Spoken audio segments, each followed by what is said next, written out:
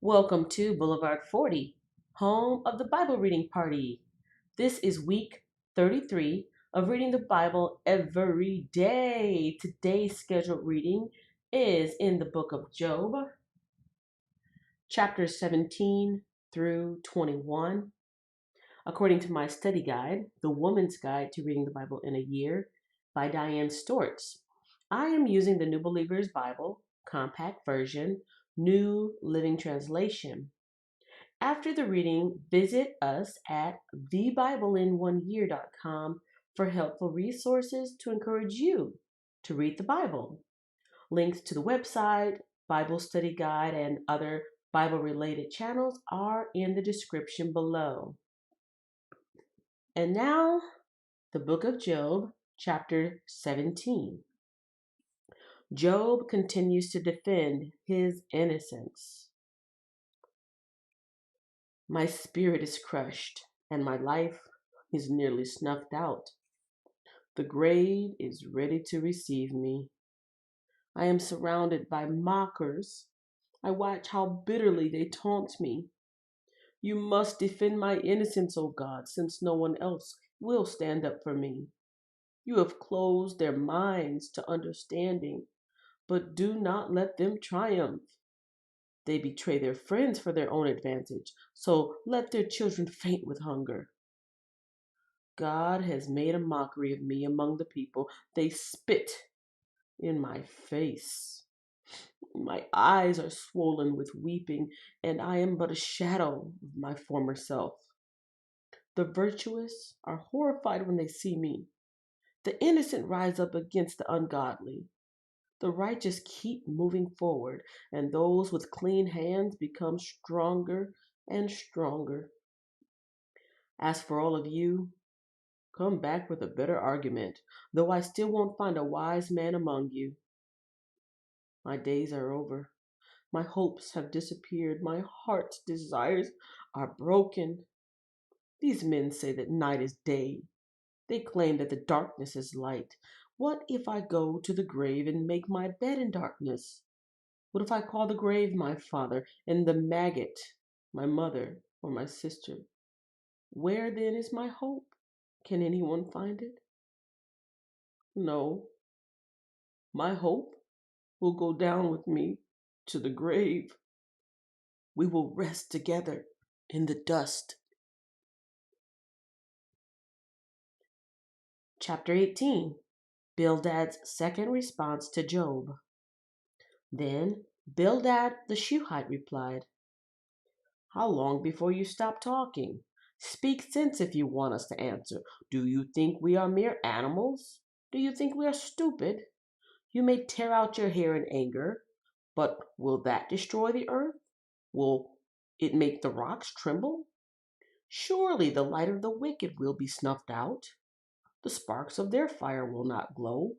The light in their tent will grow dark. The lamp hanging above them will be quenched. The confident stride of the wicked will be shortened. Their own schemes will be their downfall. The wicked walk into a net. They fall into a pit. A trap grabs them by the heel. A snare holds them tight. A noose lies hidden on the ground. A rope is stretched across their paths. Terrors surround the wicked and trouble them at every step. Hunger depletes them of their strength, and calamity waits for them to stumble. Disease eats their skin, death devours their limbs. They are torn from the security of their homes and are brought down to the king of terrors. The homes of the wicked will burn down, burning sulfur rains on their houses. Their roots will dry up, and their branches will wither. All memory of their existence will fade from the earth. No one will remember their names. They will be thrust from the light into darkness, driven from the world. They will have neither children nor grandchildren, nor any survivor in the place where they lived. People in the West are appalled at their fate. People in the East are horrified. They will say, This was the home of a wicked person, the place of one who rejected God. Chapter 19, Job's sixth speech. a response to Bildad. Then Job spoke again. How long will you torture me? How long will you try to crush me with your words? You've already insulted me 10 times. You should be ashamed of treating me so badly. Even if I have sinned, that is my concern, not yours. You think you're better than I am, using my humiliation as evidence of my sin. But it is God who has wronged me, capturing me in his net. I cry out, help! But no one answers me. I protest, but there is no justice. God has blocked my way so I cannot move. He has plunged my path into darkness. He has stripped me of my honor and removed the crown from my head. He has demolished me on every side, and I am finished. He has uprooted my hope like a fallen tree. His fury burns against me. He counts me as an enemy. His troops advance. They build up roads to attack me. They camp all around my tent. My relatives stay far away, and my friends have turned against me. My family is gone, and my close friends have forgotten me. My servants and maids consider me a stranger. I am like a foreigner to them. When I call my servant, he doesn't come. I have to plead with him. My breath is repulsive to my wife. I am rejected by my own family. Even young children despise me. When I stand to speak, they turn their backs on me. My close friends detest me. Those I loved have turned against me. I have been reduced to skin and bones and have escaped death by the skin of my teeth. Have mercy on me, my friends. Have mercy. For the hand of God has struck me. Must you also persecute me like God does? Haven't you chewed me up enough? Oh, that my words could be recorded. Oh, that they could be inscribed on a monument, carved with an iron chisel and filled with lead, engraved forever in the rock. But as for me, I know that my Redeemer lives, and he will stand upon the earth at last, and after my body has decayed, yet in my body I will see God. I will see him for myself. Yes, I will see him with my own eyes. I am overwhelmed at the thought. How dare you go on persecuting me, saying it's his own fault? You should fear punishment yourselves, for your attitude deserves punishment. Then you will know that there is indeed a judgment. Chapter 20. Zophar's second response to Job. Then Zophar the Naamathite replied, I must reply because I am greatly disturbed. I've had to endure your insults, but now my spirit prompts me to reply. Don't you realize that from the beginning of time, ever since people were first placed on the earth, the triumph of the wicked has been short lived, and the joy of the godless has been only temporary? Though the pride of the godless reaches to the heavens, and their heads touch the clouds, they will vanish forever, thrown away like their own dung. Those who knew them will ask, where are they? They will fade like a dream and not be found. They will vanish like a vision in the night. Those who once saw them will see them no more. Their families will never see them again. Their children will beg from the poor, for they must give back their stolen riches. Though they are young, their bones will lie in the dust. They enjoyed the sweet taste of wickedness, letting it melt under their tongue. They savored it, holding it long in their mouths, but suddenly the food in their bellies turns sour.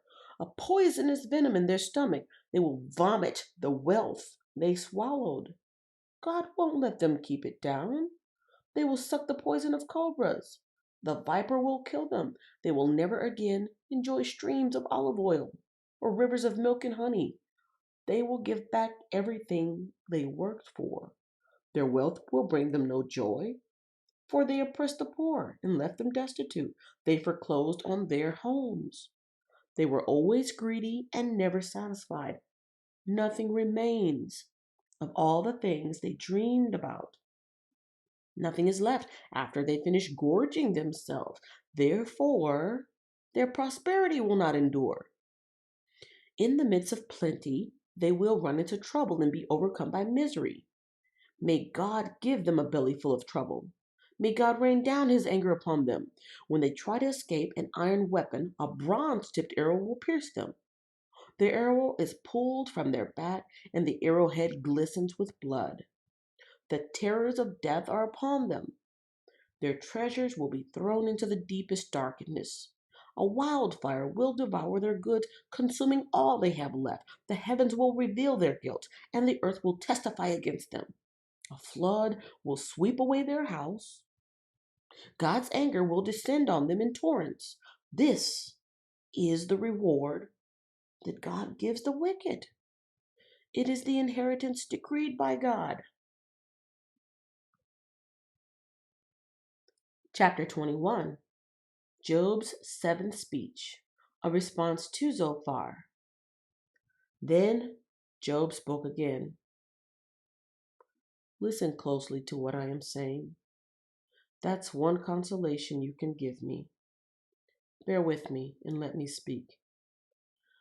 After I have spoken, you may resume mocking me. My complaint is with God, not with people. I have good reason to be so impatient. Look at me and be stunned. Put your hand over your mouth in shock. When I think about what I am saying, I shudder. My body trembles. Why do the wicked prosper, growing old and powerful? They live to see their children grow up and settle down, and they enjoy their grandchildren. Their homes are safe from every fear, and God does not punish them. Their bulls never fail to breed. Their cow bear calves and never miscarry. They let their children frisk about like lambs. Their little ones skip and dance. They sing with tambourine and harp. They celebrate to the sound of the flute. They spend their days in prosperity. Then they go down to the grave in peace. And yet they say to God, "Go away. We want no part of you and your ways. Who is the Almighty, and why should we obey him? What good will it do us to pray?"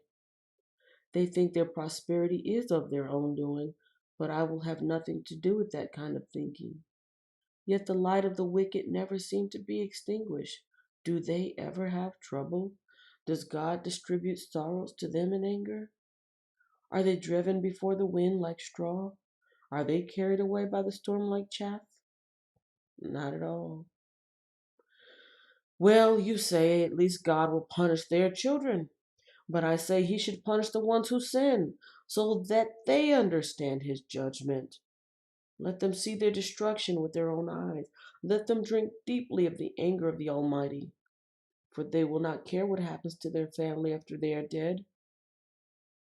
But who can teach a lesson to God, since he judges even the most powerful? One person dies in prosperity, completely comfortable and secure, the picture of good health, vigorous and fit. Another person dies in bitter poverty, never having tasted the good life, but both are buried in the same dust, both eaten by the same maggots. Look, I know what you're thinking. I know the schemes you plot against me. You will tell me of the rich and wicked people whose houses have vanished because of their sins. But ask those people who have been around, and they will tell you the truth. Evil people are spared in times of calamity and are allowed to escape disaster. No one criticizes them openly or pays them back for what they have done. When they are carried to the grave, an honor guard keeps watch at their tomb. A great funeral procession goes to the cemetery. Many pay their respects as the body is laid to rest and the earth gives sweet repose. How can your empty cliches comfort me? All your explanations are lies. That is the completion of today's reading from the book of Job, chapters 17 through 21. Make sure you check out the description box for links to the literature that I'm using and other helpful information. I'll see you in the next Bible reading video or Bible topic. I look forward to answering your questions and comments in the comments section below. Thanks for listening.